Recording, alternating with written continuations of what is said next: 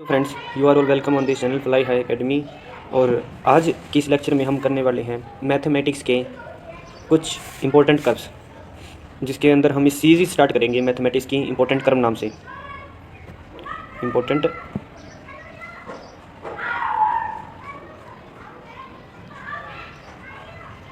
Curves करेंगे इसके अंदर हम।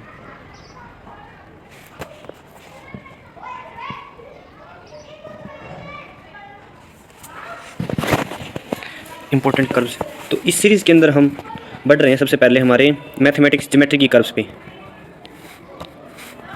ज्योमेट्री की कर्व, तो सबसे पहले हमारे पास ज्योमेट्री की कर्व्स के अंदर क्या आता है देखते हैं। तो सबसे पहले हमारे पास ज्योमेट्री कर्व्स के अंदर आता है अलजेब्रिक कर्व्स। अलजेब्रिक कर्व में होते हैं हमारे पास रैशनल, डिग्री पे डिपेंड करती है। डिग्री पे रैशनल कर्व जो है ना, वो डिग्री पे डिपेंड करती है कि जितनी डिग्री है उसके हिसाब से हम रैशनल कर्व का नाम बता देते हैं। जैसे डिग्री 1, डिग्री 2 रैशनल कर्व्स के पार्ट है, टाइप्स है। डिग्री 1 की रैशनल कर्व, डिग्री 2 की रैशनल कर्व, इस टाइप से। तो सबसे पहले हम डिस्कस करने वाले हैं डिग्री 1 की रैशनल कर्व। डिग्री 1 की रैशनल कर्व के अंदर हमारे पास क्या आता है? डिग्री 1 की रैशनल कर्व के अंदर हमारे पास आता है लाइन। लाइन यानी कि हमें पता है लाइन की इक्वेशन क्या होती है, y = mx + c। ये जनरलाइज फॉर्म होती है लाइन की। यहाँ पे y है, m है इसका स्लोप, m की वैल्यू होती है y2 - y1 upon x2 - x1 plus c है हमारा y इंटरसेप्ट। y इंटरसेप्ट का मतलब क्या होता है कि y को किस पॉइंट पे काट रही है लाइन, y एक्सिस को। तो ये तो हो गई। तो हमें सबसे पहले तो पता होना चाहिए लाइन होता क्या है। तो लाइन को खोलते हैं अब।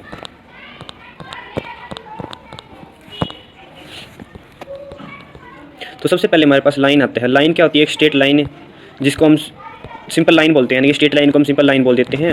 और इसकी लेंथ क्या होती है? इन्फिनिटी होती है। और इसकी क्या होती है? कोई भी विड्थ नहीं होती। विड्थ नहीं होती मतलब कि ये क्या होती है? 1D के अंदर होती है लाइन हमेशा। 1D, जैसे आप दिख रही है ग्राफ के अंदर, ये 1D के अंदर एक लाइन है। तो इसने डिफाइन की है कि ब्रेथलेस मतलब कि जिसकी कोई ब्रेथ ना हो, उस लेंथ को ही आप बोलते हैं क्या? लाइन। यानी कि क्या है, तो हमने लाइन का पढ़ लिया थोड़ा। लाइन कैसे क्या होती है, इल्यूशन डेफिनेशन क्या बोला उसने? ब्रेथलेस एक रेक्टेंगल होता है जिसकी कोई ब्रेथ नहीं होती। उसके बाद हम आते हैं हमारे एक और इनकी लाइन की प्रॉपर्टीज़ के बारे में। लाइन की प्रॉपर्टीज़ क्या बोलती हैं? हमें ये तो पता लग गया इसकी डिग्री कितनी होती है? 1 होती है। In Greek deductive geometry of elusive element a general line, अब इसको कर्व बोल रहे हैं, is define as a breathless length. Breathless length होती है। और ये स्ट्रेट लाइन, और उसकी स्ट्रेट लाइन जिसे हम लाइन सेगमेंट बोलते हैं, उसका एक टुकड़ा was define as which lie evenly with the points on itself. जो लाइन के ही एक पॉइंट्स पे लाई करती है उसे बोलते हैं अपन line segment. This definition appeals to readers physical appearance which rely on term that are not themselves define and the definitions are never explicit reference with reminder of the text.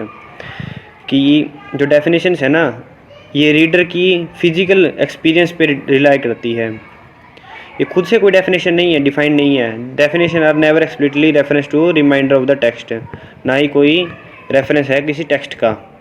In modern geometry line is usually either taken as primitive notation with property given by axiom or even defined as a set of points। set of points है, set of points है जिसको अगर हम जोड़ दे तो वो हमें line देगा एक।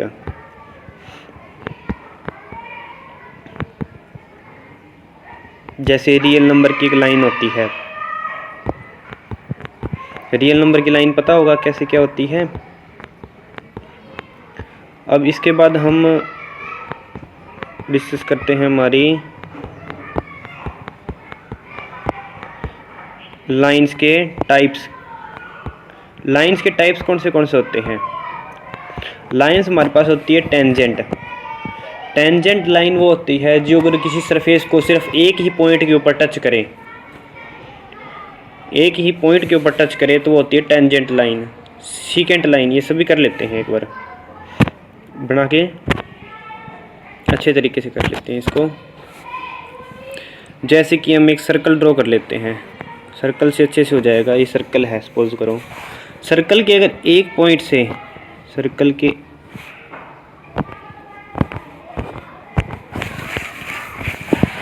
सर्कल के अगर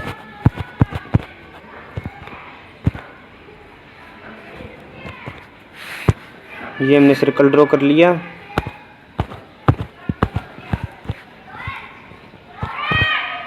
सर्कल के अगर एक पॉइंट से टच हो गए, अगर कोई लाइन जाती है तो उसे बोलते हैं अपन टेंजेंट। ये लाइन को बोलते हैं अपन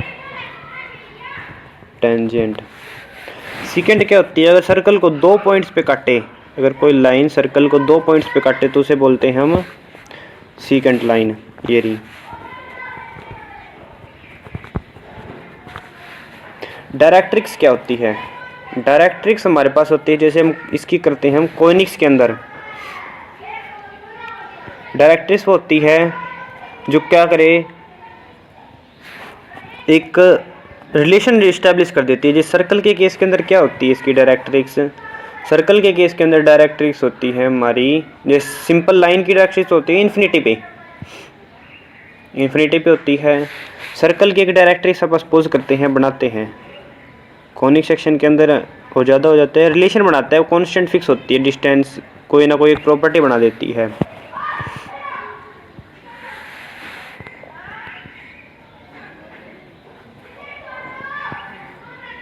परपेंडिकुलर और सेंटर से डिस्टेंस।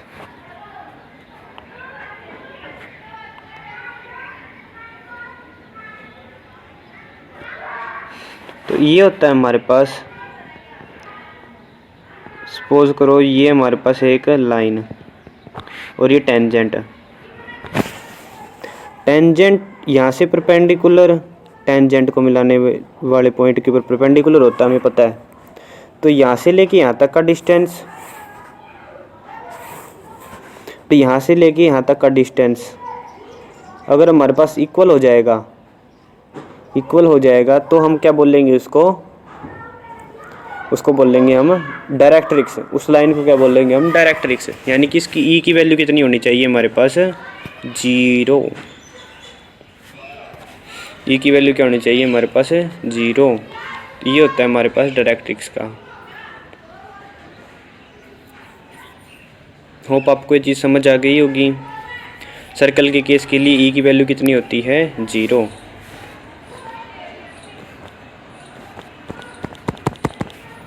फिर हमारे पास आती है पैरेलल लाइंस।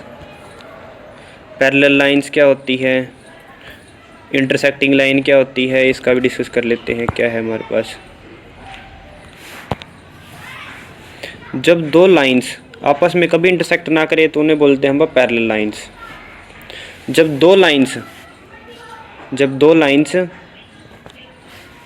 एक पॉइंट पे क्या करें? कट करें। जब 2 लाइंस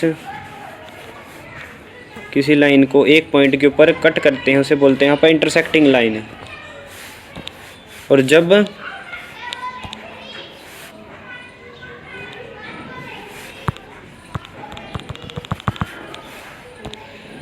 2 लाइंस एक दूसरे के ऊपर क्या हो? कोइंसाइड करें तो उसे बोलते हैं कोइंसिडेंस लाइन। ठीक है, तो होप आपको ये चीज़ भी समझ आ गई होगी। फिर हमारे पास आती है असिम्प्टोट्स। असिम्प्टोट्स भी एक लाइन का ही एक टाइप होता है। असिम्प्टोट्स क्या होती है? असिम्प्टोट्स एक ऐसा टेंजेंट होता है किसी कर्व के ऊपर जो उस कर्व को इन्फिनिटी के ऊपर इंटरसेक्ट करे। यानी कि सपोज करो हमारे पास असिम्प्टोट क्या होगा? Asymptote which is a curve approaches arbitrarily close without touching. Suppose करो हमारे पास कोई कर्व है, ये इन्फिनिटी तक जा रही है ऐसे सीधी सीधी, एक ऐसी लाइन जो इसको इन्फिनिटी के ऊपर टच करने की कोशिश करे, या फिर आपस में रियल के अंदर कभी टच ना करे, बस इन्फिनिटी के ऊपर क्या करे? अप्रोच करे इसको टच करने की। हम इसे क्या बोलेंगे? ये इन्फिनिटी मान लो, ये इन्फिनिटी है हमारे पास, इन्फिनिटी के ऊपर क्या करे? इसको एक पॉइंट पे टच करने की कोशिश करे तो उसको बोल रहे हैं हम असिम्प्टोट्स। फिर हमारे पास आती है परपेंडिकुलर लाइन। परपेंडिकुलर लाइन क्या होती है? एक लाइन है और दूसरी लाइन ये है, एक दूसरे के ऊपर परपेंडिकुलर हो तो उसे बोलते हैं परपेंडिकुलर लाइन। स्क्यू लाइंस क्या होती है हमारे पास, तो ये 3D के अंदर आ जाती है, इंटरसेक्ट करती हैं। तो 3D के अंदर इंटरसेक्टिंग लाइन होती है और एक स्क्यू लाइन होती है। 3D के अंदर आप पैरेलल लाइन को स्क्यू लाइन बोलते हैं। 3D के अंदर आप पैरेलल लाइन्स को क्या बोलते हैं, बट ये पैरेलल लाइन नहीं होती वैसे नॉर्मली देखे तो। क्या होती है, एक तो होती है 3D के अंदर बात करें, जैसे एक तो लाइन ये है हमारे पास, एक लाइन है ऐसे बाहर की तरफ आती हुई, इस पॉइंट के ऊपर बाहर की तरफ आती है, तो ये आपस में कभी कट नहीं करेंगी। बट ये पैरेलल तो नहीं है, ये पैरेलल नहीं है ना। एक तो है अंदर से बाहर आ रही है ऐसे, ये अंदर की तरफ जा रही है, फिर आप ऐसे बोलते हैं, फिर यहाँ से बाहर आ रही है लाइन एक, ये आपस में कभी कट नहीं करेंगी। और है ये क्या, अनपैरेलल भी है, तो हम इसे क्या बोल रहे हैं आप, स्क्यू लाइन्स। स्क्यू लाइन्स कैसी होती है, जो ना तो इंटरसेक्ट करती ना ही पैरेलल होती।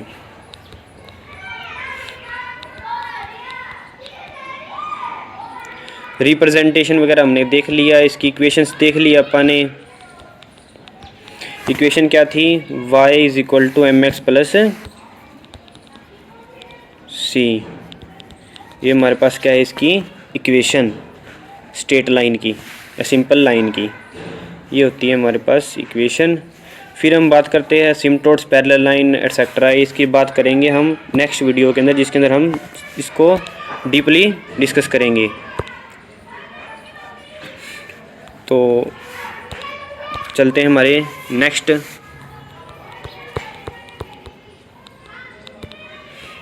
लाइन होगी हमारी 1 डिग्री की। फिर जितनी भी डिग्री 2 है, हमारे डिग्री 2 है, वो कौन सी कर्व्स होती है, वो होती है हमारे पास कॉनिक सेक्शन की जितनी भी कर्व होती है ना, उस पे बोलते हैं डिग्री 2, यानी जिसको आप प्लेन पे ड्रॉ कर सकें, वो डिग्री 2 की होती है। क्लोज्ड भी हो सकती है, अनक्लोज्ड भी हो सकती है, बट जितनी भी कॉनिक सेक्शन की है उसे आप बोलते हैं डिग्री 2 की। सर्कल, इलिप्स, हाइपरबोला, पैराबोला, ये हमारे पास क्या होती है, डिग्री 2 की। तो सर्कल क्या आपको सभी को पता है, सर्कल कैसा होता है,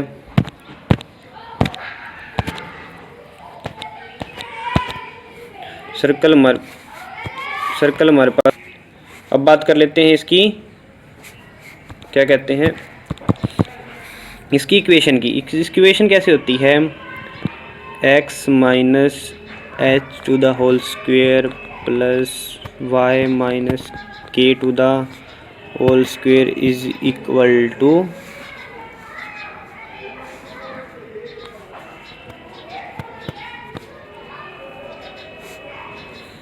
जी r square is equal to are square, ये आता है हमारे पास इसकी इक्वेशन। आर हमारे पास क्या है, रेडियस। दोबारा ड्रॉ करते हैं हम सर्कल के बारे में इक्वेशंस। तो हमने सर्कल की इक्वेशन क्या की, y इज इक्वल टू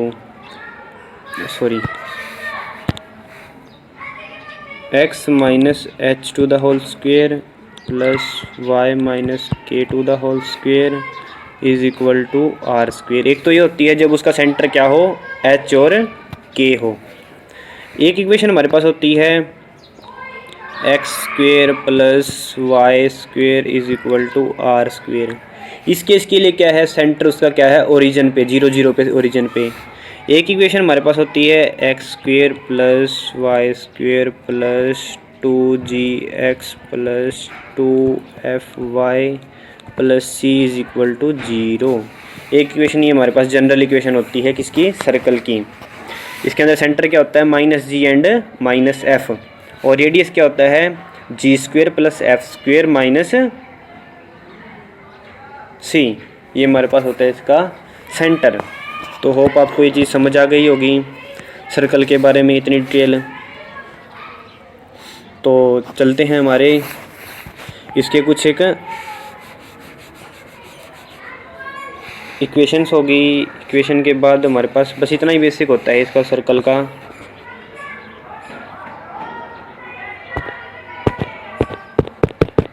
और बाकी हम सर्कल के लेक्चर के अंदर इसको डिटेल में करेंगे। इलिप्स, इलिप्स भी हमारे पास क्या होता है, कोनिक सेक्शन का एक पार्ट होता है। इलिप्स को आप ड्रॉ करते हैं, एक बार इलिप्स को ड्रॉ करते हैं। क्या होता है हमारे पास,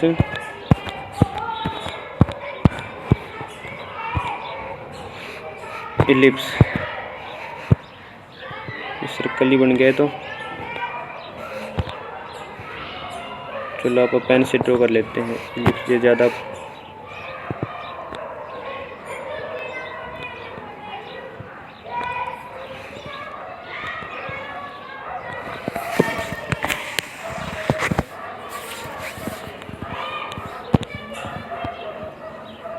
ये हमने ड्रॉ कर लिया हमारा इलिप्स। इलिप्स की क्या खास बात होती है कि इसकी एक मेजर एक्सिस होती है, एक माइनर एक्सिस होती है। मैंने पढ़ लिया, इसका 2 फोकस होते हैं। इलिप्स की 2 फोकस होते हैं। और इसकी प्रॉपर्टी क्या होती है, इसके 2 डायरेक्ट्रिस होते हैं, ये भी कर लो आप ध्यान में। इसकी एसेंट्रिसिटी तो हमारे पास होती है लेस देन 1। एसेंट्रिसिटी हमारे पास होती है लेस देन 1।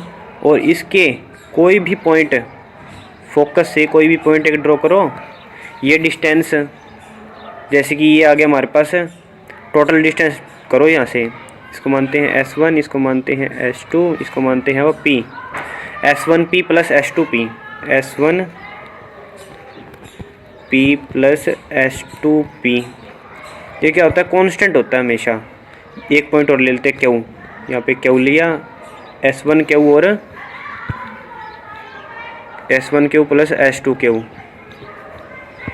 हमेशा कोई भी पॉइंट ले लो, इसके ऊपर दोनों फोकस से उस पॉइंट के डिस्टेंस क्या होंगे, इक्वल होंगे। यानी कि बोल सकते हैं ये क्या होती है, डिस्टेंस कांस्टेंट होती है। ये चीज़ भी आपको समझ आ गई। अब हम कर रहे हैं हमारे इसकी इसेंट्रिसिटी का क्या मतलब होता है। एक पॉइंट लो यहाँ से फोकस से, इस पॉइंट की इससे डिस्टेंस ले लो, चाहिए फोकस को टेकिंग लेंगे अपन, इसको यहाँ से डिस्टेंस लेंगे, यानी कि S1P अपॉन PM ये हमेशा क्या होगा, लेस देन 1 होगा। ये चीज़ अपने को ध्यान रखनी है। होप आपको ये चीज़ समझ आ गई होगी इलिप्स के बारे में। इसे बोलते हैं हम मेजर एक्सिस, जो बड़ी होती है इसे बोलते हैं हम माइनर एक्सिस। इसके हाफ को अपन डिनोट करते हैं A से, यानी कि सेमी मेजर एक्सिस। इसकी हाफ को अपन डिनोट करते हैं B से, सेमी माइनर एक्सिस। होप ये चीज़ आपको क्लियर ढंग से समझ आ गई होगी। फिर हमारे पास इसकी इक्वेशंस की बात कर लेते हैं हम। पैराबोल इलिप्स की इक्वेशंस।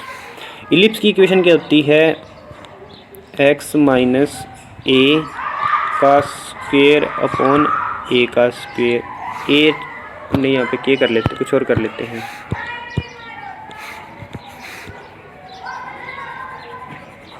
h k कर लेते हैं यहाँ पे, x minus h plus y minus k to the whole square upon B square is equal to 0। ये तो हमारे पास है जब एक्स एक्सिस के लॉन्ग होगा, यानी कि ये वाला होगा। पैराबोला कैसे होगा, ऐसे वाला होगा। और रिवर्स कर दें इन दोनों को, यानी कि हम क्या कर देते हैं, इन दोनों को आगे पीछे कर दें, यानी कि बड़े वाला अगर दूसरी साइड ले जाएंगे तो हमारे पास क्या हो जाएगा, अगर b बड़ा हो जाएगा इस केस के अंदर तो ये वाला पैराबोला की इक्वेशन हो जाएगी। हमें बस ये ध्यान रखना है कि y के नीचे बड़ा है तो ये वाली है, अगर x के नीचे बड़े वाला है तो ये वाली इक्वेशन है, इसकी है इक्वेशन। तो होप ये भी समझ आ गई होगी, सेंट्रिसिटी क्लियर हो गई। और बाकी हम इसको डीप करेंगे इलिप्स के चैप्टर के अंदर। पैराबोला हमारे पास कैसी शेप होती है, पैराबोला हमारे पास शेप होती है या तो ऐसी शेप हो, या फिर ऐसी शेप हो, या फिर ऊपर की तरफ शेप हो, या फिर हमारी हो नीचे की तरफ कर्व्ड हो, या फिर हमारे पास जनरल होती है वो ऐसे होती है। होप आपको ये चीज़ समझ आ गई होगी, इसकी शेप। इसके बाद हम करेंगे इसके क्या है, इसकी इक्वेशंस।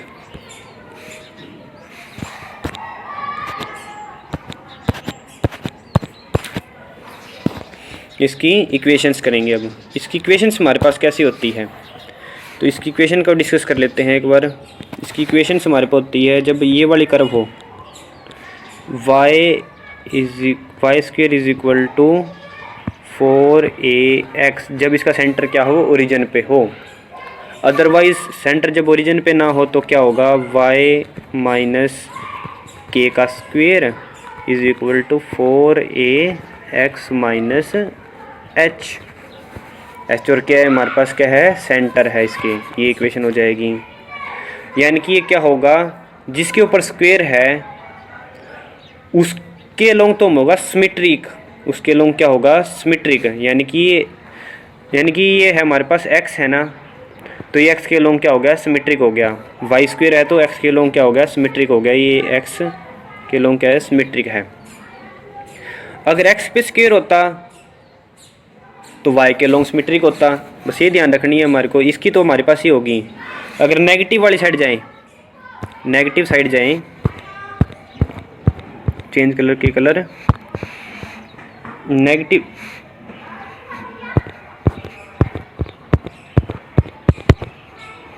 साइड जाएं, हम ड्रॉ करते हैं ये इस वाली साइड कर्व ये, तो इसके अंदर क्या हो जाएगा, यहाँ पे क्या लग जाएगा, माइनस लग जाएगा आगे। अगर हम बात करते हैं दूसरी कर्व की, यानी कि जो कैसी होगी, ऊपर की तरफ बेंड होगी, तो उसके अंदर क्या होगी equation, X square is equal to 4ay, 4ay। इसी तरीके से अगर नीचे की तरफ होगी तो माइनस लग जाएगा यहाँ पे आगे। अगर ये कर्व क्या होगी, नीचे की तरफ बेंड होगी,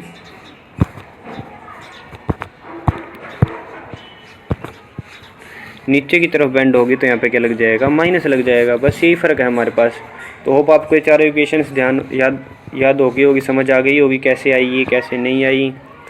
बाकी और ज़्यादा एडवांस चीज़ें हम करेंगे पैराबोला के लेक्चर के अंदर। और बस इसकी एक चीज़ और रहेगी जो हम कर लेते हैं, इसकी सेंट्रिसिटी क्या होती है, इसकी सेंट्रिसिटी होती है हमारे पास 1। नेक्स्ट हम करते हैं हाइपरबोला। हाइपरबोला हमारे पास कैसा होता है, हाइपरबोला की स्ट्रक्चर ड्रॉ कर लेते हैं हम।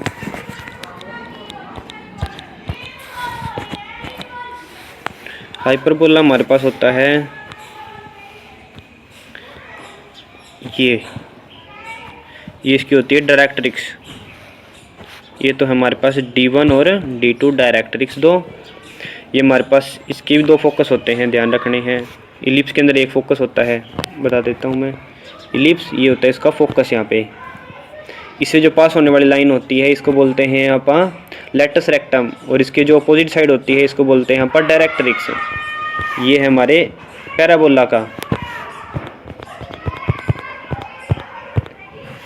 इसमें ये होती है, इसके अंदर एसेंट्रिसिटी क्या होती है, ग्रेटर देन 1 होती है। यानी कि फोकस से या इस पॉइंट की डिस्टेंस और डिवाइड बाय ये डिस्टेंस, तो फोकस से इसकी डिस्टेंस डिवाइड बाय ये डिस्टेंस होगी, वो ग्रेटर देन 1 होगी, हमें याद रखनी है। इसकी डायरेक्ट्रिक्स होगी, इसकी फोकस 2 हो गए, और इसकी इक्वेशन कर लेते हैं। इसकी इक्वेशन हमारे पास क्या होती है,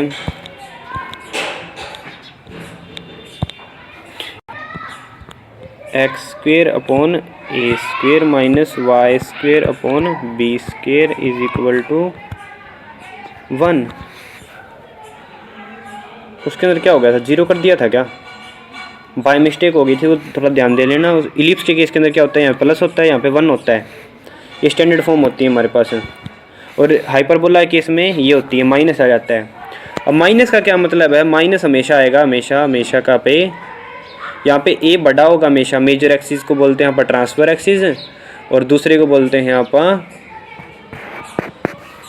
ट्रांसवर्स और कॉन्जुगेट एक्सिस। तो ए हमारे पास है सेमी ट्रांसफर एक्सिस, बी है हमारे पास सेमी कॉन्जुगेट एक्सिस। तो ये चीज़ तो होप आपको समझ आ गई होगी। अब इसके अंदर हम देखते हैं कि हमारे पास एक्स स्क्वायर और वाई स्क्वायर का क्या रोल है। हमेशा जो होगा ना, हमेशा क्या करना है अपने को इसके अंदर, कि जो बड़ा होगा ना उसी के लॉन्ग अपने को पता लगेगा कि ये उसके लॉन्ग बनी हुई है। यानी कि इसमें बड़े छोटे का नहीं कह सकते, या फिर हम कह सकते हैं प्लस वाला। एक्स स्क्वायर प्लस का है तो ये होगा हमारे पास ये वाला। अगर हम वाई स्क्वायर प्लस का कर देते हैं और एक्स स्क्वायर को माइनस का कर देते हैं, यानी कि Y square upon A square minus X square upon B square is equal to 1 अगर ऐसा होता है तो इसके लिए क्या बनेगा, ये बड़ा हाइपरबोला बनेगा। होप आपको ये चीज़ समझ आ गई होगी। अगर मतलब माइनस वाला प्लस जो होगा ना, प्लस वाला होगा उसके लॉन्ग बनेगा। इसमें एक्स ए बी का बड़े छोटे का हमारे पास मेजर और माइनर बताएगी बस ये, तो बाकी और कंसेप्ट है वो यहीं से पता चलेंगे अपने को। मेजर माइनर यहाँ पे ट्रांसवर्स और कॉन्जुगेट सेम चीज़ है वहाँ पे। इसकी सेंट्रिसिटी होती है हमारे पास कितनी, सेंट्रिसिटी होती है हमारे पास इसकी ग्रेटर देन 1। हाइपरबोला आ गया। फिर एक और हमारे पास कर लेते हैं रेक्टेंगुलर हाइपरबोला। आपके यहाँ पे PDF में दिया हुआ है रेक्टेंगुलर हाइपरबोला। रेक्टेंगुलर हाइपरबोला क्या होता है, जिसकी सेंट्रिसिटी क्या होती है, √2 होती है। वो ग्रेटर देन नहीं आएगा, यहाँ पे इक्वल आएगा।